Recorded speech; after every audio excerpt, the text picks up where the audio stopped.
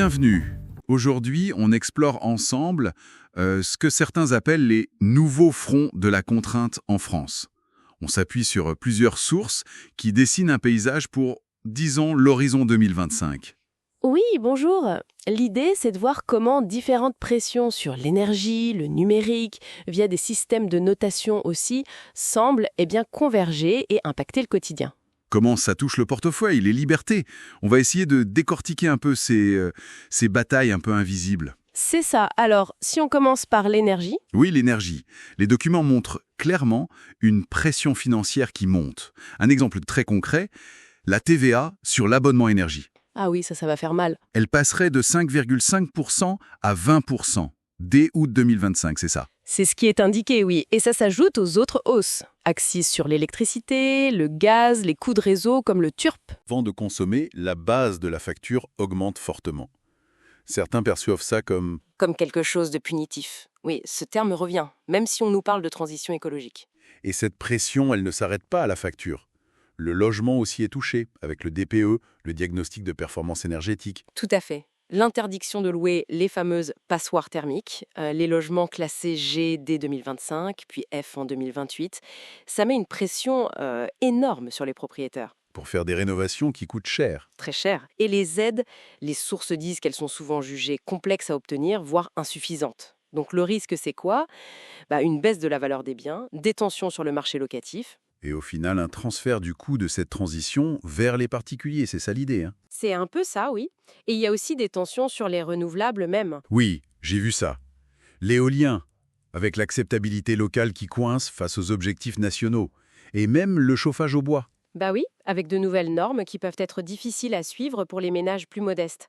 La question de la justice énergétique, elle est posée. Clairement. Passons de numérique, si vous voulez bien.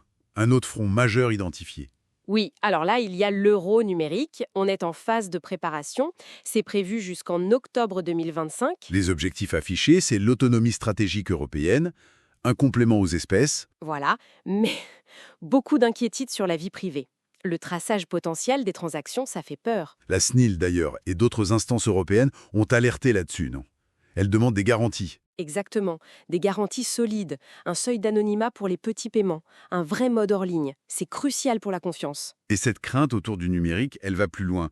Les textes évoquent une peur d'un crédit social à la française. Alors attention, ce n'est pas un système officiel annoncé comme tel, mais c'est la perception d'une convergence. Une convergence de quoi exactement? D'outils existants au potentiel, la notation par des algorithmes, on a l'exemple des scores de suspicion de la CAF qui ont fait du bruit. Révélé par la quadrature du net, oui. Voilà. Ça, plus la surveillance numérique qui augmente, plus le potentiel de l'euro numérique, certains craignent un contrôle comportemental insidieux qui se mettrait en place via toutes les données collectées. La datafication de nos vies, en somme. Et cette logique de notation, elle déborde, on la voit ailleurs. Oui, Parcoursup pour l'accès à l'enseignement supérieur. Présenté comme un outil d'équité, mais très critiqué. Oui, pour l'opacité de ces algorithmes, le stress qu'ils génèrent, et puis certains analystes disent qu'ils gèrent surtout la pénurie de places plus qu'ils n'aident à une orientation choisie, voire qu'ils renforceraient les inégalités sociales. C'est une critique forte. Et on a aussi le permis à points. Le permis à points, oui. Bon, à la base, c'était pour la sécurité routière. Tout le monde est d'accord. Mais sa perception évolue, de plus en plus vu comme répressif. C'est ça. Certains textes parlent de machines à sanctionner. Ça pénalise lourdement ceux qui en dépendent pour leur travail, notamment. On voit donc une tendance générale, non? À quantifier, comparer, sanctionner les comportements, avec une pression forte à la conformité. Tout à fait. Et ce qui est frappant, quand on met tout ça bout à bout, c'est cette convergence dont on parlait. C'est-à-dire? On a une collecte massive de données, la fameuse datafication, une gouvernance par des algorithmes, souvent opaques, on l'a dit. Une érosion de l'anonymat? Oui, un transfert des coûts et des responsabilités vers l'individu. Et cette logique de fond souvent ressentie comme punitive. Et l'ensemble dessine quoi alors? Un paysage où le contrôle et la pression sur le citoyen semblent s'intensifier et c'est souvent justifié par des impératifs importants. L'écologie, la sécurité, la modernisation. Donc en résumé, si on suit ces analyses, on va vers une société où le quotidien est de plus en plus encadré par un réseau de contraintes. Énergie, numérique, notation. C'est un peu l'image qui se dégage, oui. Et le risque principal souligné, finalement, c'est peut-être la normalisation de tout ça, qu'on s'habitue à ces pressions. C'est une vraie question. Et ça nous amène à une réflexion plus large qui est sous-jacente dans tous ces documents. Face aux grands défis collectifs, le climat, la transformation numérique, etc., comment on fait? Comment on trouve le bon équilibre? Voilà.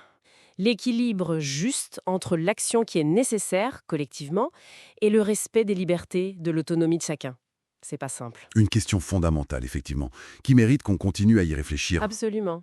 Bien, voilà pour notre exploration d'aujourd'hui basée sur les éléments qu'on avait à disposition. Merci de nous avoir suivis. Merci.